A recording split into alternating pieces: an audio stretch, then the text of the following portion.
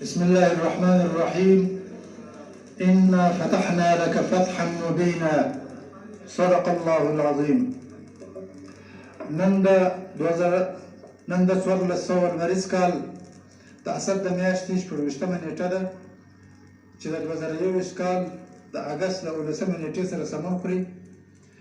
دا د کابل ښار له فتح او پر ټول افغانستان د اسلامي امارت له واکمنېدو وروسته د اسلامي امارت د ویان او د فرهنګي چارو د کمیسیون رئیس محترم ذبیح الله مجاهد صاحب لومړنۍ خبري ناسته ده. لومړی به د قرآن کریم د څو آیاتونو د تلاوت لپاره د فرهنګي چارو د کمیسیون مرستیال قاري احمد الله وثیق صاحب ته بلنه ورکړو تر څو د قرآن کریم څو آیاتونه تلاوت کړي. أعوذ بالله من الشيطان الرجيم. بسم الله الرحمن الرحيم. إذا جاء نصر الله والفتح ورأيت الناس يدخلون في دين الله أفواجا فسبح بحمد ربك واستغفره إنه كان توابا صدق الله العظيم.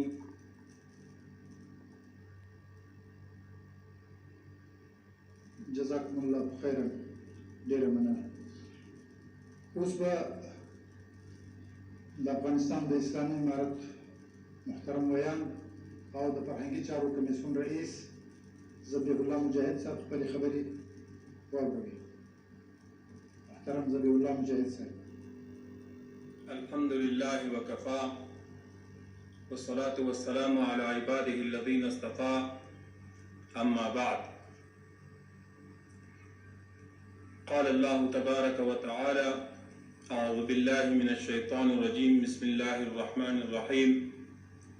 إنا فتحنا لك فتحا مبينا ليغفر لك الله ما تقدم من ذنبك وما تأخر ويتم نعمته عليك ويهديك صراطا مستقيما وينصرك الله نصرا عزيزا. وأيضا قال الله تبارك وتعالى: واعتصموا بحبل الله جميعا ولا تفرقوا صدق الله العلي العظيم. لهر سنه مخکې محترمو ژورنالستانو د رسنیو استازو او ستاسو له لارې نه خپلو درنو او قدمنو هیوادوالو او ټولو نړیوالو ته د زړه له کومې خپل سلامونه او احترامات وړاندې کوم. وروسته له سلام نه تاسې موږ ټول شاهدان یو چې افغانستان په داسې یو مقطع کې قرار لري چې ویې شو کولی له شل کلنې ډېرې درنې او پیچلې مبارزې څخه وروسته خپل هیواد یو ځل بیا آزاد او مستقل کړي او د اشغال ټغر له دې هیواد څخه ټول کړي. په همدې مناسبت خپل ټول ولس ته مبارکي وایم. دا ستر افتخار او ویاړ دا تنها د محدود شمیر کسانو نه بلکې زموږ د ټول ولس مشترک افتخار ده. تاسو موږ ټول پوهیږو چې افتخارات همیشه کم خلک ګټي ولې هغه خلک چې افتخار پې کوي او ویاړ یې بولي هغه د ټول ملت په پای تمامیږي او دا د ټول ملت یو د تاریخ برخه ګرځي. په همدې اساس ټول ملت ته مبارکي وایم او د ښه راتلونکي هیله کوم. ازادي او استقلال اخیستل د هر ملت مشروع حق ده.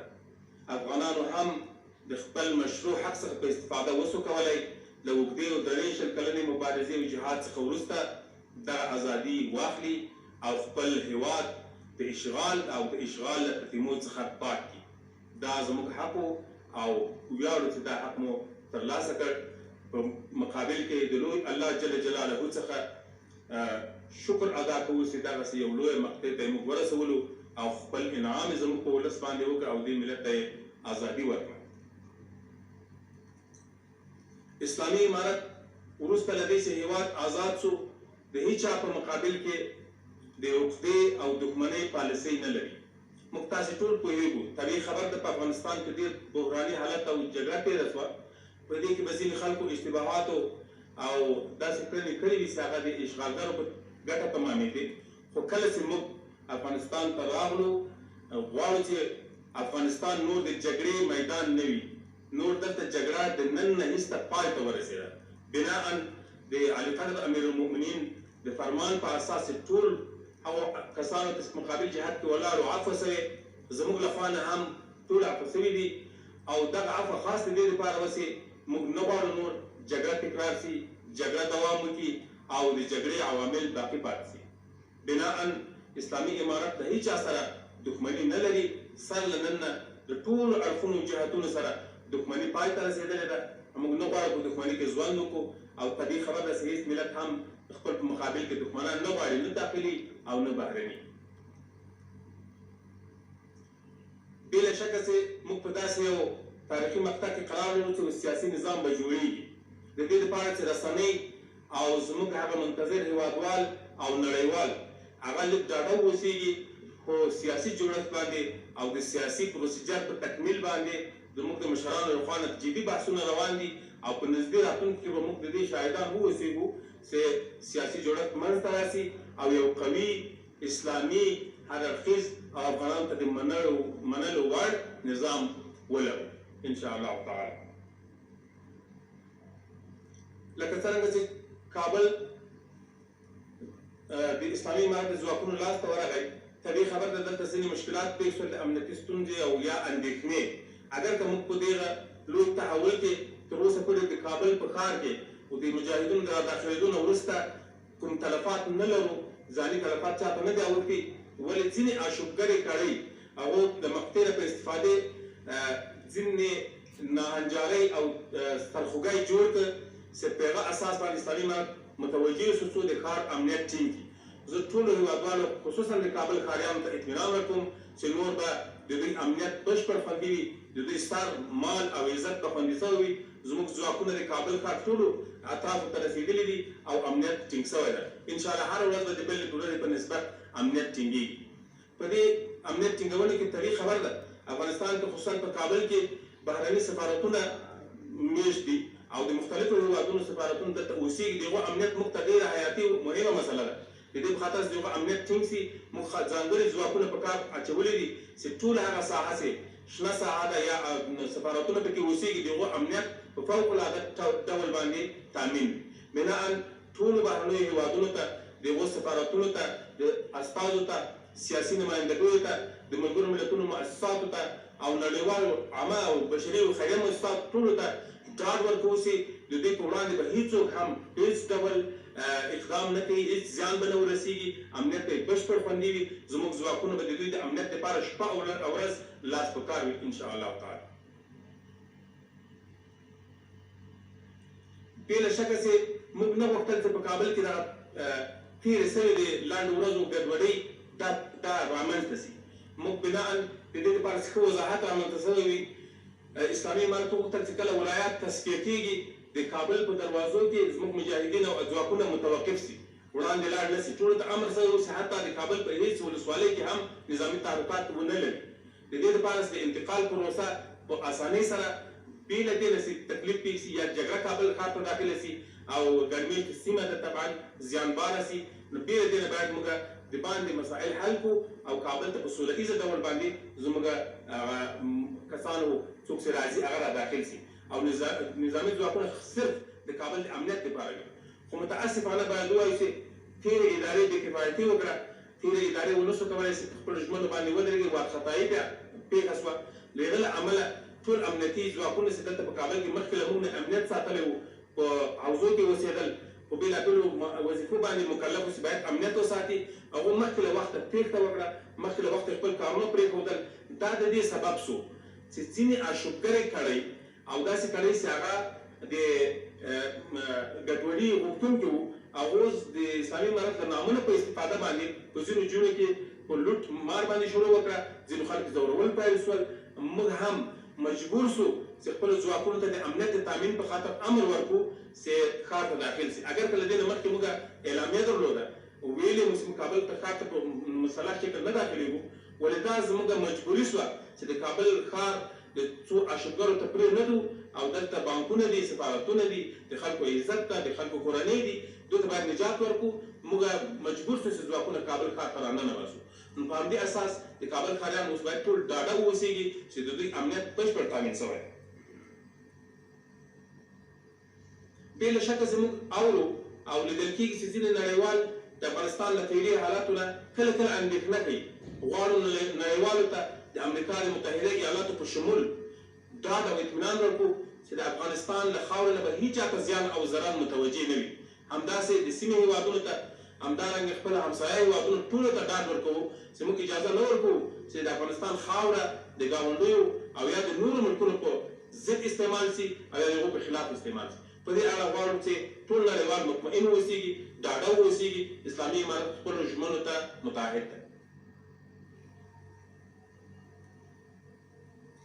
خو یوه خبره باید هېره نه کړو، نړیوال هم کله چې زموږ سره تعامل ته داخلېږي موږ هیله کوو چې د بینالمللي اصولو په چوکاټ کې د معروفو او پیژندل شویو سیاسي تعاملاتو له مخې نه زموږ سره خپلې اړیکې تأمین کړي، خپل تشویشونه موږ ته اظهار کړي. موږ باید د دوی د تشویش په رفع کېدو کې خپله وروستۍ هڅه وکړو.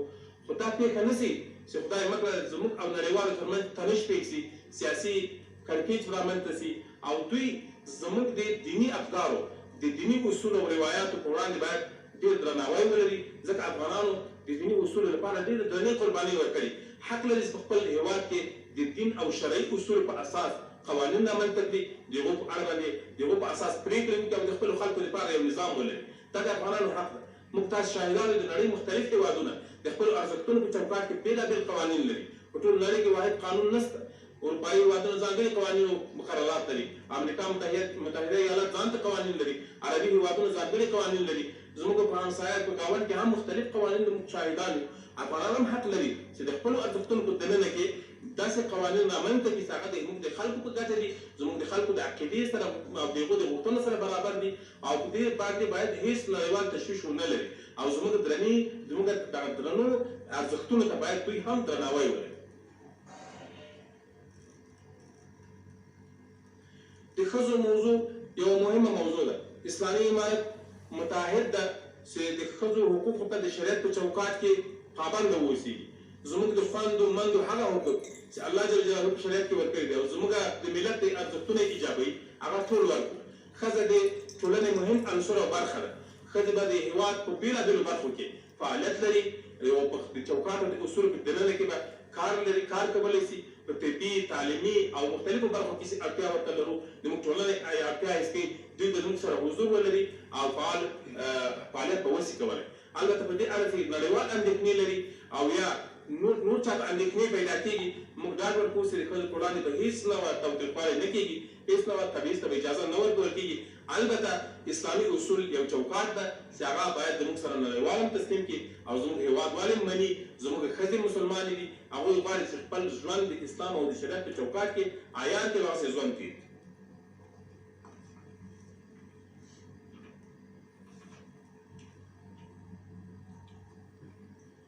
موږ امیدوار یو چې کله افغانستان له جګړې نه راوځي، موږ د اقتصادي زیربناو د بیرته جوړېدا او د جنګ له ورانو نه د بیرته راوتاب خاطر جدي اقتصادي ګامونه واخلو.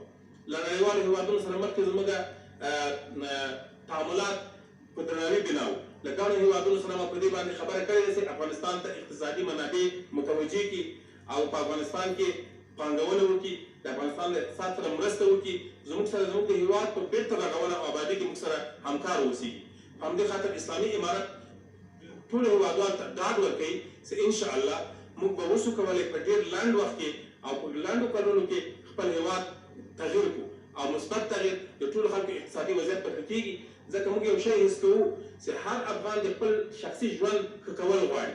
کله چې دا احساس د افرادو نه راټولېږي په ټولنه کې بدلېږي، طبیعي خبره ده ټوله ټولنه به یو لوی تغییر، مثبت تغییر په اقتصادي برخه کې لري، په تجارتي برخه کې به لري. د دې لپاره هغه اساسي شرط چې امنیت ده هغه موږ خوندي کړی او انشاءالله نور متحد چې امنیت ته راولو او یو جامع نظام به جوړوو او داسې حکومت به د خلکو خدمت کوي چې هغه متعهد وي، هغه د خلکو خادم وي، په خلکو باندې مسلط نه وي، بلکې د خلکو د ګټو لپاره د دنیا او آخرت د ښېګڼو لپاره کار وکړي انشاءالله. غواړو یو ځل بیا په پای کې د ټولو رسنیو ته اطمینان او ډاډ ورکړو. زموږ تعامل به د رسنیو سره د اصولو په چوکاټ کې وي، د رسنیزو اصولو په مبنا به بنا وي. موږ غواړو ټولې رسنۍ، خصوصي رسنۍ هغه ازادې واوسېږي، خپلواکې واوسېږي، خپل بې پرې نشراتو ته دوام ورکړي. او البته درې غوښتنې موږ له رسنیو لرو، هیله کوو چې دا د دوی د اصولو سره هم مخالفې نه وي او دوی هم موږ سره ومني. اول، په افغانستان کې اسلام مهم ارزښت ده. د اسلام د اصولو خلاف او د اسلامي ارزښتونو خلاف نشرات په افغانستان کې کېدل دا به طبیعي خبره چې رسنۍ زموږ سره نه ومني سویږي. بناء د اسلامي ارزښتونو په چوکاټ کې دننه ټول ازادي رسنۍ لري، کولی شي آزاد راپورونه ورکړي، آزاد پروګرامونه جوړ کړي او آزاد خپرونې وکړي. همداراز بې پرېتوب د رسنیو یو مهم اصل ده.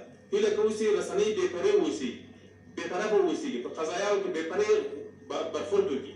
موږ غواړو چې رسنۍ په موږ باندې سالم انتقاد ولري، څو راتلونکې اداره خپلو نواقصو ته متوجه شي، راتلونکې اداره خپلو نیمګړتیاوو ته متوجه شي او وشي کولی د تاسې ځوانانو رسنیو په مټ خپل نواقص درک کړي او علاج یې وکړي څو ټولنې ته ښه خدمت رامنځته شي. نو په دې اساس د ټولو رسنیو هیله کوو چې رسنیز فعالیتونه بې طرفه او بې پرې وساتي او آزاد یې وساتي. همدارنګې یو ډېر مهم شی دا ده چې افغانستان خلکو ته خپل ملي ارزښتونه ډېر ارزښت لري او ډېر قیمت ورته لري. د ملي ارزښتونو لپاره ډېرې قربانۍ ورکړي. ملي ارزښتونه هغه څه دي چې موږ ملت سره یو ځای کوي او یو اتفاق باندې ژوند سره کولی شو. هېڅ چا ته داسې د نشراتو اجازه نشته هغه زموږ د ملي ارزښتونو خلاف وي، لکه مثلا تعصباتو ته لمن وهل، قوم پرستیو ته لمن وهل، مذهبي اختلافات راپارول، سمتي اختلافات راپارول چې دا زموږ د ټولنې په ګټه نه ده. او الحمدلله تاسو ټول ځوانان افغانان یاست، اکثریت افغانان دي. زموږ د هېواد ملي ګټې دا دي چې موږ په یو موټی افغانستان کې ژوند وکړو، په واحد افغانستان کې ژوند ولرو او له ټولو مختلفو جهتونو سره په مشترکه ژوند ولرو، ټول قومونه یو له بل سره ورونه غوندې ژوند ولري. په دې اساس د تاسو ټولو همکارۍ ته اړتیا لرو او موږ سره خپله همکاري وکړئ. په اخره کې له تاسو ټولو نه مننه کوم چې زموږ سره مو دلته په کنفرانس کې ګډون وکړ او سلامت اوسئ. رسنۍ به موږ ته رسنۍ هلته یادېږي، عموما اکثر کېږي. زه تاسو ځواب وایم، یو شی تاسو ته ووایم چې زه به انشاءالله ستاسو په خدمت کې یم. په ډېرو ګڼو ورځو به کنفرانسونه لرو، تاسو ټول سوالونه به ځوابېږي. خو د اوس لپاره چون وخت کم ده، ما ونه شو کولی په خپل وخت راورسېږم، ځکه زه یو ډېر لرې ولایت کې وم او ډېر اوږد سفر مې درلود. ساعت 2 ساعته مخکې رارسېدلی یم. بناً ومې غوښتل چې تاسو انتظار ونه اوسېږئ، مقدماتي ناسته مو وکړه، وروسته به انشاءالله بیا سره کښېنو. حال سوالا میشه من جواب میدم همه شما را.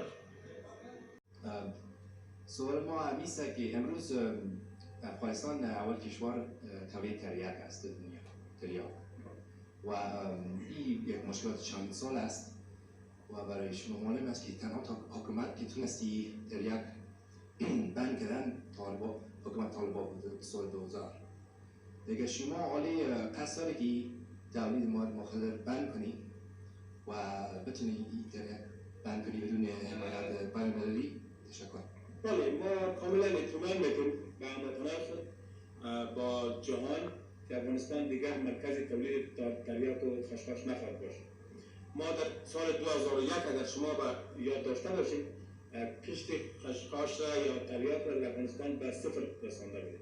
متاسفانه که کشور ما مورد اشغال قرار گرفت و پس زمینه سازی قصد که کشت خشخاش آن شود و تجارتش هم به سویه حکومتی جریان داشت. از این به بعد انشاءالله افغانستان حاکمایی را نخواهد داشتند که تجارت خشخاش بکنن، قاچاق بکنن و ضد مردم خود باشند. ما امروز که وارد کابل شدیم یک جمع کثیر از هموطنان خود، جوانان خود دیدیم که متاسفانه آنها در بیخای دیوارها شسته بودن، تریاک یا پودر میکشیدند. این قابل تعصب بود. چیزی را که ما در کابل دیدم بسیار من رنج داد. همین چیزی بود که جوانان بی سرنوشت با یک آینده بسیار ناروشن مواجه بودند. متاسفانه از این به بعد انشاءالله افغانستان کشور کشتی خشخاش و یا جای تولید خشخاش نخواهد باشد، ولی این کمک‌های بین‌المللی نیاز داره. جهانیان باید با ما کمک بکنند که ما با زارعینی که کشتی خشخاش میکنن بدیلی داشته باشیم. اگر بدیل را ارائه بکنیم و بتوانیم که موثر گام‌هایی را برداریم، در سال‌های نزدیک انشاءالله پس کشتی خشخاش و تولید یا تجارت خشخاش سفر میشه انشاءالله. آریانا نیوز.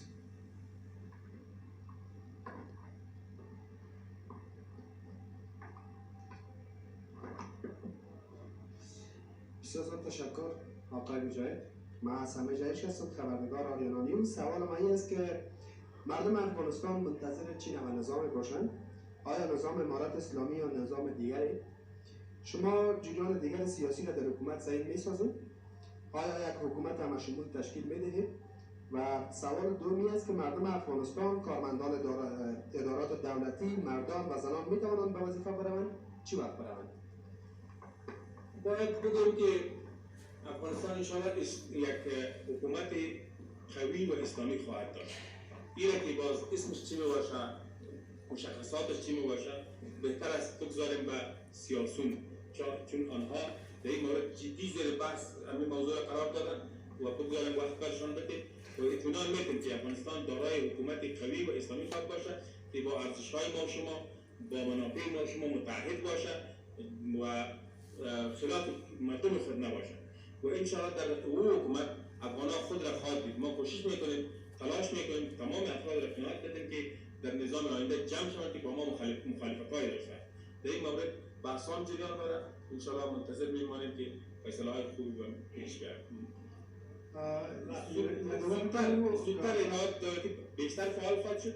تمام کارمندان خواهد آمدند به شمول اوناست انشاءالله بخش‌های مختلفی که برشان تعیین است یا قوانین اسلامی و شریعت اجازه میده و اوجه فعال خواهد بودن. ما شاهد هستیم در بخش تبابت، در بخش تعلیم و تربیت، در بخش پلیس، در بخش رانندگی، در بخش‌های مختلف جامعه خانم‌ها نیاز است، ضرورت جامعه است برشان تنظیم خواهد شد. نو یادونه کوو تاسو کولی شئ ټولو ته نوبت ورسیږي نو لږ مهرباني وکړئ نوبت مراعات کړئ یو یو سمه إلى كرسي رسائل أنا سيرفان فيس أكتيفيست.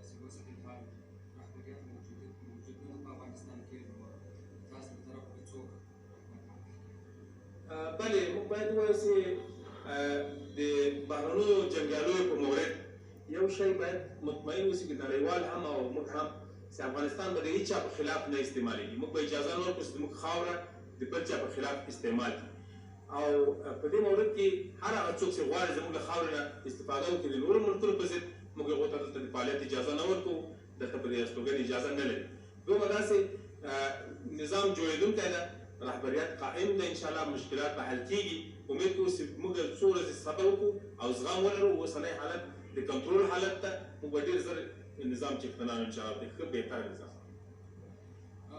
زهرا نبی محمد ترجمه وکړي. دی we will not allow any foreigners who wish to harm or threaten the security of other countries, any space in Afghanistan, and we have assured this. As for your second question,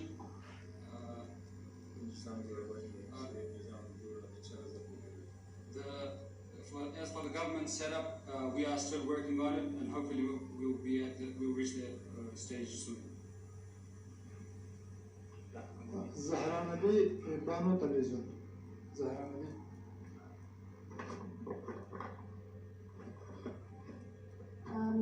Salam, can you please clear mention for us about the situation of women journalists and women working in the media? You say something, but it is not clear. Can they active like in the previous government like this or no?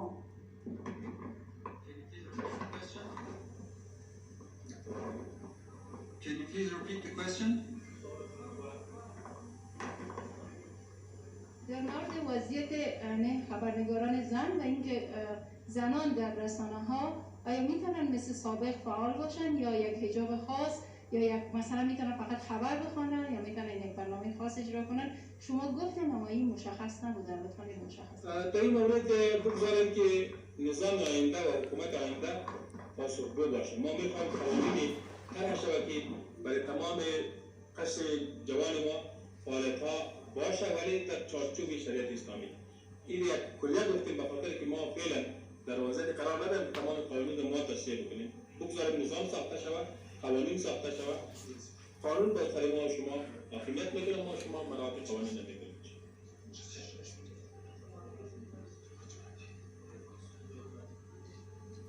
سلام، عرض احترام. من جواد جوادی هستم، شبکه العربی. مولوی صاحب، شما گفتین که حکومت قوی و اسلامی زیر بحث است و الان بحث بین سیاسیون جدید جریان داره. بحث با کدام اطراف دقیقاً جریان داره؟ آیا شما با شورای هماهنگی که متشکل از دکتر صاحب عبدالله و حکمتیار، آقای حکمتیار و کرتای صاحب از شما درشان در ارتباط هستین؟ یک سوال و سوال دوم این که رهبر تحریک طالبا جناب آقای هبت الله اخوندزاده به کابل میاین و کی خواهد آمد؟ در این مورد باید بگوییم که به زودی ما شاهد از این خواهد باشیم که نظام داشته باشیم و حکومت تأسیس خواهد شد و ما تلاش میکنیم با تمام جهت‌ها تماس قائم شود، با اکثریتشان تماس قائم شده، با دکتر صاحب عبدالله و با دیگران ما در تلاش داریم شویم. حال هم تماس‌ها را داریم، کوشش میکنیم که همه افغان‌ها جمع شوند. ما نمیخوایم هیچ رهبر افغانستان، هیچ کسی که در اینجا برای مردم خود یک اراده خدمت داره و یا در مردم خود جای و جایگاه داره، آنها نادیده گرفته شود. تشکر که از این فرصت برکن تشریح کردن تا بتوانیم نظام آینده ساخته شود و همه خود را خواهد دید. و اینکه رهبر ما چی وقت میاد به افغانستان انشاءالله به کابل، انشاءالله به زودی این فیصله خواهد شد و تلاش می‌ورزیم که نظام ساخته شود، همه مسائل انشاءالله حل شود. یک ضرب الاجل است برای نظام آینده، یعنی تا چقدر وقت نظام؟ طبعا کمی باید ما منتظر بمانیم چون وضعیت اضطراری نو از حالت جنگ میبره. کوشش میکنیم که جهتان قناعت داشته باشند و ما هم نظام سالم داشته باشیم. نیاز به وقت است. سید محمد امین عالمی، پریس تیوی. بسم الله الرحمن الرحیم. تشکر مجاهد صاحب. یکی از مسائل اساسی در امر حکومتداری آنگونه که می‌دانید برقراری روابط مستحکم و خوب با کشورهای همسایه هر کشوری هست. برنامه مشخص شما برای گسترش روابط منطقه‌ای و پس از آن در گام نخست گسترش روابط با همسایگان و پس از آن گسترش روابط منطقه‌ای چیست؟ ما پیشتر گفتیم که افغانستان می‌خواهد به خاطر ارتقای اقتصادی روابط حسن با همه کشورها داشته باشد. از این خاطر که ما کشور خود را آباد بسازیم، از این بحران بیرون شویم، نیاز به تعامل و تعلقات خوب با کشورهای همسایه و کشورهای دور و نزدیک داریم. و از این خاطر ما تلاش داریم که تماس ما و روابط ما با کشورهای همسایه طبق اصول دیپلماتیک جهانی و همچنان اصول همجواری و در احترام متقابل باشه. تشکر از اینکه شما آمدین و اینجا تشریف آوردید. حمیدالله محمد شاه. کی گنور تم نوبت رسیدگی. انگلیسی الجزیره انگلیسی.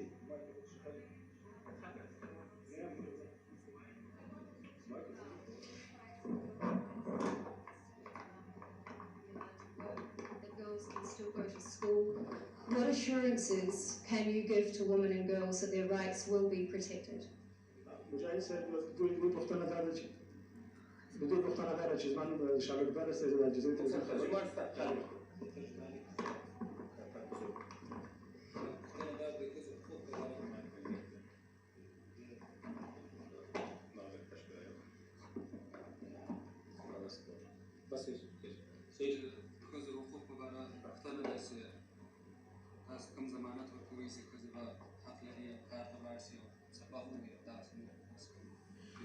بله د ښځو په وړاندې زموږ دریځ ما مخکې بیان کړ چې موږ به انشاءالله د شریعت په چوکاټ کې ښځو ته د کار او فعالیت اجازه ورکوو.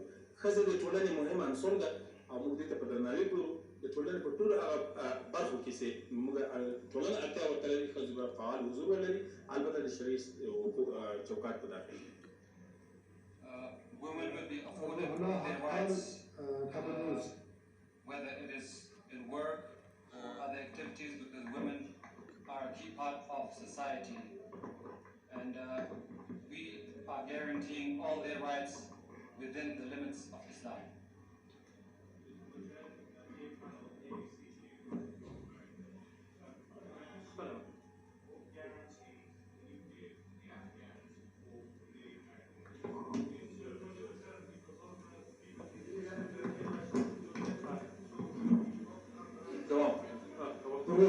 All Kabul News.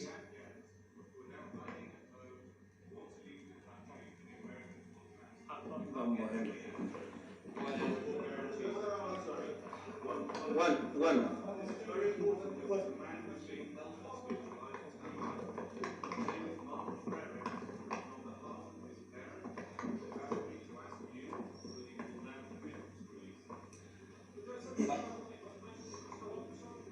Tidak mau jawab betul. Jawab. دوه پوښتنې دي یو داسې هغه خلکو ترجماني کړې ده امریکایانو سره یا نور کارونه کړي د هغوی د امنیت په باره څه ډاډ ورکولی شي او دویمه پوښتنې دا ده هغه قراردادي چې ورک شوی ده په خوست کې وایي هغې کورنۍ له طرفه دوی وایي چې تاسو دا پرېږدي که نه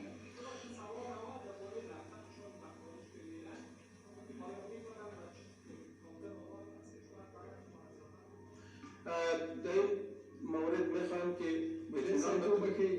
اطمینان بتون به تمام هموطنان ما که در سطح مقابل بودن چه ترجمان بوده چه فعالیت نظامی داشته چه در بخش‌های ملکی همکاری کرده ما همه را مورد عفو قرار دادیم نمیخوایم با هیچ کسی برخورد انتقام جویانه داشته باشیم و میخوایم جوانایی که استعداد دارن در اینجا بزرگ شدن خاک افغانستان خاک خودشان است این خاک را ترک بکنن یا جای دیگه برن این را نمیخوایم هرگز نمیخوایم این سرمایه ما هستند باید در کشور بانند ما از تریبون شما به تمامشان اطمینان میدیم که عقب خانه آنها یک کسی نمیره که وارد تفتیش بکنه یا از او سوالی بکنه که چرا در افغانستان حمایت کردن یا ترجمه کردن به هر صورت بازم از تریبون شما برشان اطمینان میدیم که به خاطرشان هیچ خطری متوجه نیست و در مورد قراردادی که پرسان کردم در اون مورد معلومات ندارم شاید قضیه سالهای قبل باشه یا سالهای جنگ که ما فعلا معلومات در مورد ندارم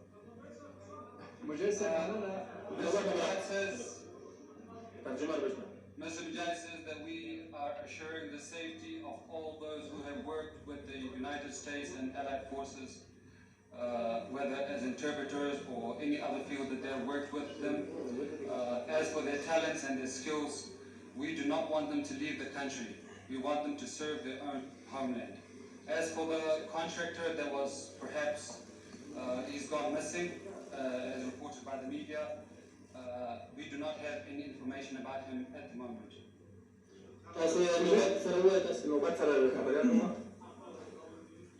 مجاهد صاحب زه روح الله اقبال یم د کابل نیوز خبریال مجاهد صاحب که تاسو لومړۍ پوښتنه مې دا ده چې تاسو هغه خلکو ته چې د تاسو راتګ سره اندېښنه درلودله او په زرګونه کورنۍ اوس د کابل هوایي ډګر دروازې ته راټول شوي او د تاسو د راتګ سره د اندېښنې له وجې دوی غواړي چې د هېواده بهر ته لاړ شي تاسو هغوی ته څه ډاډ ورکوئ چې دوی دلته بېرته پاتې شي او خپل ژوند په افغانستان کې تېر کړي تاسو له لارې نه هغوی ته اطمینان ورکړو چې راسئ خپلو کورونو ته هېڅوک په هغو باندې کار نه لري د اسلامي امارت مشرتابه امر کړی چې په کابل کې هېڅوک هم تعقیب نه شي هېڅ چا ته څوک څه ونه وایي البته څوک چې تعقیب شوي دي یا چا ته څوک ورغلي دي کور ته د هغوی لپاره موږ شمېرې او لیکلي هغه سوء استفاده کوونکي اشخاص دي چې موږ هغه نه تاییدوو هغه زموږ افراد نه دي زموږ افراد هېڅوک نه تهدیدوي او بیا وایم چې تاسو په کراتو ولیدل چې په زرګونو عسکر چې موږ سره جنګېدلي وو زموږ وینه یې تویه کړې وه په دې هېواد کې د بهرنیو سره ولاړو 20 کاله جنګ کړی و ولې کله چې زمان راغی چې اشغال پای ته ورسېده موږ هغو ټولو ته عفو کړې ده بناء کومې کورنۍ چې په میدان هوایي کې د ویرې له وجې نه هلته انتظار کوي د تګ باید دا اوس بېرته راوګرځي خپلو کورونو ته هېڅوک هغوی نه تعقیبوي هېڅوک هغو ته ضرر نه رسي موږ ډاډ ورکوو چې د عمر دپاره به څوک هغو ته ور نه شي چې تاسو چې کړي وو یا څه نه وو کړي هیله کوم چې هغه مطمئن شي او ویره ونه لري په نوبت سره کې د ټولو ژورنالستانو څخه هیله کوو چې نوبت مراعات کړي، ټولو ته نوبت رسېږي د سوال لپاره. خالد نگزاد، طلوع نیوز. تشکر مجاهد صاحب. من خالد نگزاد هستم، خبرنگار طلوع نیوز. شما تمام مردم عفو قرار دادین. مردم شما را عفو قرار خواهد داد یا خیر؟ چون بارها شما حملات انتحاری را در نقاط مختلف افغانستان به شمول کابل حتما در جریان مسیری که به کابل آمدین، زخمایی را که در سالهای گذشته کابل دیده، دهها خانواده داغدار شده، کسی بی پدر، زنی بیوه. پاسختان به این خانواده چی است؟ یک سوال و یک سوال انگام کوتاه. یک سوال درست است. تشکر. باید یادآور شوم که ما خو امر عفو قرار میدیم. این را به نفع صلح و ثبات در افغانستان میدانیم. تمام جهت‌های مقابل همراه ما در مقابل بودن، از الف تا یا همه عفو هستند. ما ازشان انتقام نمیگیریم. یک. دوم، خدای نخواسته ما علیه هیچ کس کدام عمل قصدی را انجام ندادیم که زیان دیده باشه. البته اگر در جریان جنگ کسی صدمه دیده باشد بدون اختیار و بدون از اینکه کسی قصد ضررش داشته باشد، این حالت عوارض جانبی جنگ است که ما جنگ فعلی را که 20 سال دوام کرد و یک نیروی بزرگ اشغالگر را شکست دادیم، ممکن نبود که تا بعضی از التیامات و زخم‌ها ما متقبل نشویم و کشور ما آزاد شود. این ممکن نبود. شما میدانید که خودمان در این صدمه دیدیم، خانواده‌های خودمان در اینجا ضرر دیدن، افراد خودش با خود بم بسته کردن، خود وسیله قرار دادن و علیه دشمن اقدام کردن. در این یک حالت اگر با کسی بدون اختیار در یک حالت اضطراری یا حالتی که غیر قابل کنترل بود زیان دیده باشد، قابل تأسف است. ما از عوارض جانبی جنگ می‌داریم و هیچ جنگی بدون ازش شده نمی‌کنه. ولی 100% اطمینان میده که هیچ حمله ما هم علیه مردم ملکی و علیه مردمی که در جنگ داخل نبودن قصدی نبود. به اساس بعض از مشکلات بوده که یا به اساس مشکلات تکنیکی رخ داده و یا به اساس مشکلات دیگری که باز هم قابل تأسف است و ما می‌خوایم که آنها همین چیزی را با ما هم باید در گذر داشته باشند. دوستان دیگر جواد تیموری، ستار نیوز، طلوع نیوز. جواد تیموری، ستار نیوز. جواد تیموری، STR نیوز.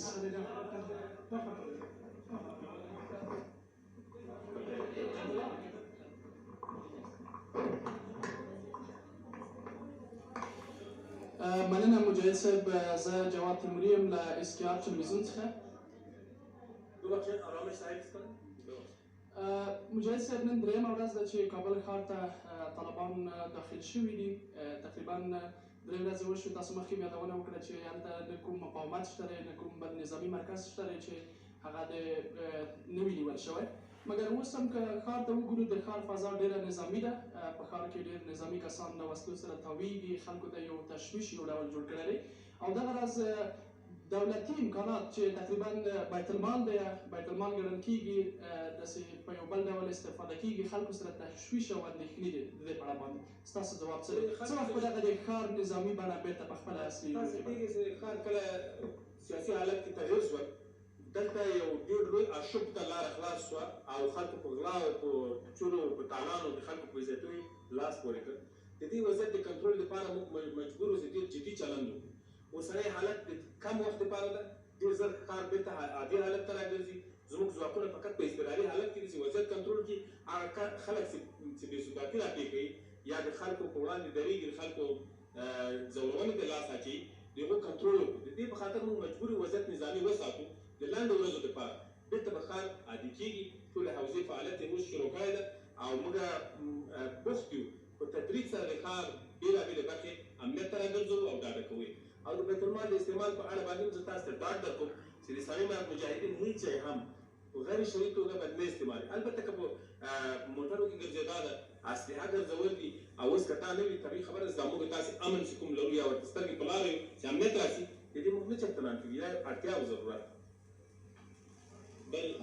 اسمت خاورین، پژواک اژانس. اسمت خاورین.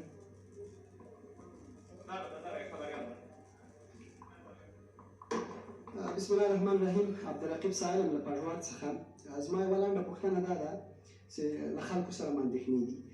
د دفاعي او امنیتي ځواکونو برخلیک او د هغه بیرغ تور سور شین چې د لا اله الا الله محمد رسول الله په ګډون الله اکبر او د افغانستان نمایندګي پکې کیږي د هغو برخلیک څنګه کیږي او د ستاسو جنګ یا ستاسو راتګ د هغې چوکۍ لپاره نه دی چې تاسو نن پرې ناست یاست څه موده مخکې مو مینهپال وواژه تاسو یې خپله مسؤلیت ومانه آیا دا مبارزه د جمهوریت ړنګېدل د همدغه چوکۍ موقف لپاره که نه تشکر تاسو ته باید یادونه وکړم چې د افغانستان خاوره آزادول یو لوی ارزښت او لوی هدف و او خاوره آزادول هلته بشپړېدلی سوی چې اشغالګر او د هغو تتیمت دواړه باید ختم شوي وای چې کله دلته موږ د اشغالګرو هغه لاسپوڅي په واک کې پرېښې وای د اشغال موخې به په خپل ځای وي موږ نشو کولی چې دلته اسلامي حکومت جوړ کړو او تاسیس یې کړو د دې مخه نیول شوې وه تاسې لیدل چې له موږ نه مخکې ادارې تر آخري ورځې پورې د جنګ خبرې کولې مذاکرات جریان درلود 18 میاشتې کېږي په قطر کې زموږ استازي ناست دي او قوي ټیم لرو مګر تاسې ولیدل مکررا د مذاکراتو د جریان سبوتاژ وشو مکررا جنګ طلبي وشوه 3 اکتوبر په دې ښار کې تاسې د دې ښار د واکمن لخوا واورېدل چې د شپږو میاشتو لپاره د جنګ جدي جنګ اعلان کړی دا به تاسې نه وي کړی رسنۍ هیله کوم چې حافظه یې قوي وي او د دې په خاطر چې موږ د وضعیت له جنګه وباسو دا هېواد شپږ میاشتې نور بیا هم د خپلو اولادونو یتیمتوب او د ځوانانو وژلو ته پاتې نه شي موږ مجبور شو چې جدي اقدام وکړو دا د قدرت غوښتنې مبارزه نه وه دا د اسلامي حاکمیت د جوړېدو مبارزه وه او که موږ پوه شو چې ما سوه له موږ نه بل څوک اسلامي حکومت دلته جوړولی شو موږ هغه ځای اوس هغه دلته حاکمان په هر صورت اوس امید کېږي زموږ ملت او زموږ د مبارزینو زموږ د مجاهدینو چې اسلامي حکومت به جوړېږي هغه دا کسان چې نن سبا به یې تاسې ویلي خو په هر صورت موږ غواړو چې داسې حکومت او نظام آینده کې جوړ شي چې ټول جهتونه پکې ځان ویني ټول جهتونه پکې شامل وي او له بېلابېلو جهتونو سره تفاهم ته ورسوي د جنګ دوام نه غواړو د افغانستان سوله او ثبات ته لیواله یو همدې خاطر مبارزه شوې ده او هغه کړۍ چې هغه د بهرنیو په خدمت کې وي وژل شوي دي هیله کوو د هغو د برخلیک په اړه ځکه پوښتنه مه کوئ چې هغوی خپله ملامت وو هغوی د افغانستان د خلکو په ضد موقف له دغه توپونه نیولی له دغه ژبې د جنګ خبرې کولې او د سولې خبرې لکه راځئ چې نن تاسو ته وایم له قوت سره هم راغلي یو له جګړې سره هم راغلي یو تاسو قوت ومولیدو چې په 11 ورځو کې ټول افغانستان ونیو ولې بیا هم موږ د تکبر خبره نه کوو موږ د جنګ خبره نه کوو مقابل جهت مو د عفو خبره کړې ده له ټولو سره د نیک تعامل برخورد کوو ښار کې مو مجاهدینو ته امر کړی چې د هېچا کور ته لاړ نه شي چې یا دولتي کارمند وو یا وسله ورسره ده یا موټر ورسره ده څوک تهدید نه کړي دا زموږ پیغام ده هیله کوو چې دا پرتله تاسې وکړئ بیا به د مخکې څوک دلته ناست وو د هغه او زما ترمنځ توپیر اسانه شي مننه د بیرغ په اړه باندې راتلونکی نظام پرېکړه کوي پرېږدي چې ټول شی موږ ونه وایو د خپل فکر نه چې کله چې نظام جوړ شي هغوی کې به ټول ونډه لري افغانان به بېلابېل دلایل لري د خپل موقف لپاره هغوی ته به دا شی پرېږدي په هر صورت اوسنی وضعیت خو نظامي ده دا بېله موضوع ده دا په ډېر ژوند کې ګورئ لام بیرغونه په خپل حال دي ولې کله چې نظام جوړ شي هغوی به بیا تصمیم شي BBC انګلیسي محمد محفوظ زبیدي BBC انګلیسي BBC انګلیش BBC انګلیش بخښنه غواړم تاسې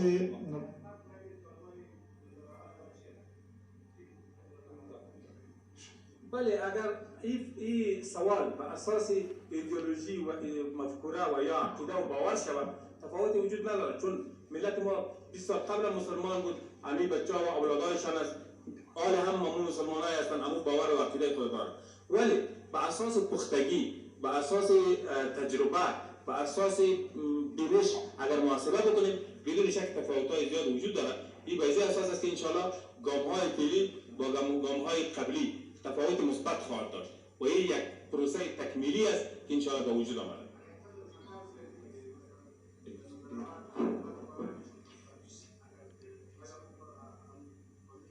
طبیعی است در این مورد قانون را بگذاریم به نظام آینده که نظام ساخته میشه آنها تصمیم بگیرند که چه قوانین را تصویب میکنند و چه قسم قوانین را برای مملکت مصلحت میدانند ما میخواهیم حکومت آینده این مسئولیت داشته باشه که پاسخگوی تمام مردم ما باشه زبیح الله ظاهر شاد تلویزیون ظاهر صاحب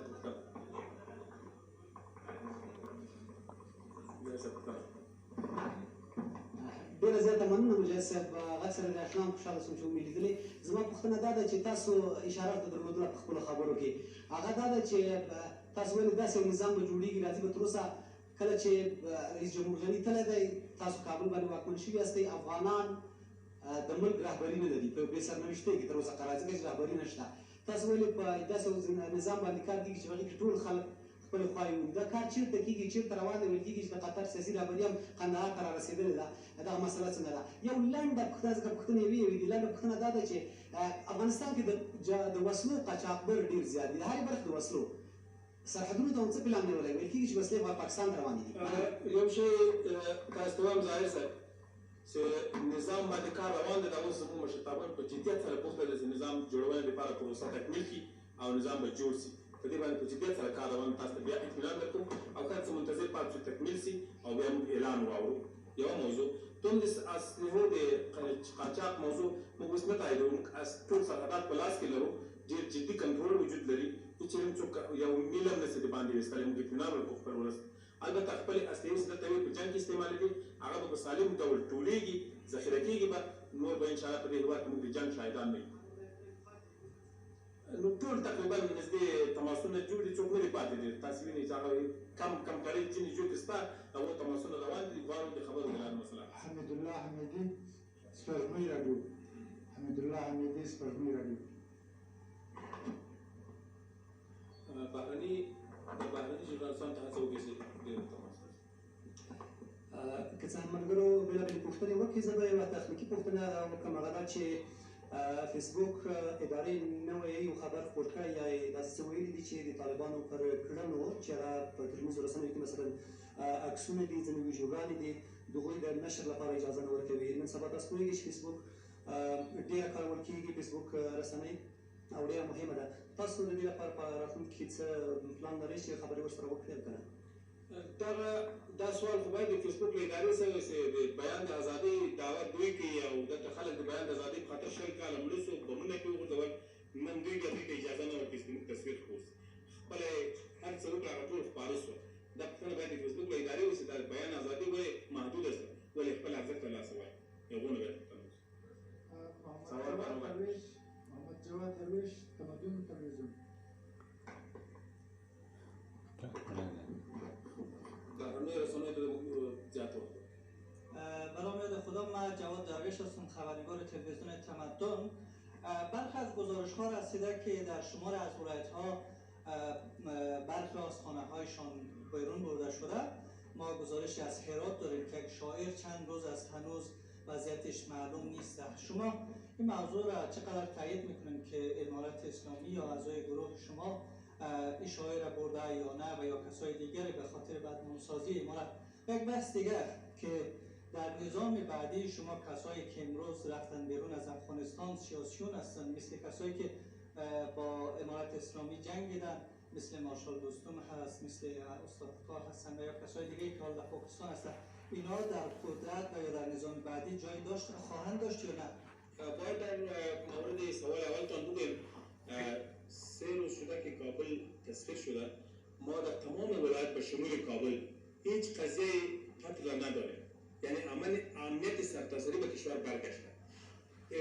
اختطاف یک شاعر اگر اختطاف شده باشه ما جدی را پیگیری میکنیم، شاعر و استعدادها ما کسی حق نداره اختطاف بکنه، از جدی جلوگیری میکنیم و این حالت را باید شما فراموش نکنید که فعلی حالت وضعیت نظامی است، ما در حالت کنترل بیشتر هستیم. اگر کمی وقت بیشتر به ما داده شود انشاءالله تمام وضعیت نرمال میشه، هیچ کس اختطاف نخواهد دانست، کاملا اطمینان میدیم. و یک چیز متوجه باید باشه که نسبت فعلی را به یک هفته قبل اگر شما مقایسه کنید بسیار تفاوت آمده که انسان‌ها جان خود از دست نمیدن، وضعیت خوب شده، بهتر شده رئیس. هر روز به نسبت دیگر ما به طرف امنیت زیادتر پیش میریم انشاءالله. در مورد سرای مختلف که از کشور بیرون هستند ما نمیخوایم یکی از آنها بیرون باشد. این کشورشان است، افغانستان خانه مشترک ماست، ارزش‌های مشترک داریم، کشور مشترک، دین مشترک، ملت مشترک هستیم و با هم میخوایم که از مشترکات خود جمع شویم و هم یک جا باشیم. با وجود از اینکه جنگ پیش شده، مشکلات پیش شده، ولی ما این که عفو قرار دادیم به این معنی است که ما دیگر نمیخوایم با هیچ کسی هم دشمنی داشته باشیم و دشمنی تعقیب اون نمیکنیم. اکتیو نیویورک تایمز. وقتی ما بسیار کم است حتی میگوییم سلامت باشید سلامت باشید سلامت باشید ناست پاتوانی شده یا انشاءالله گود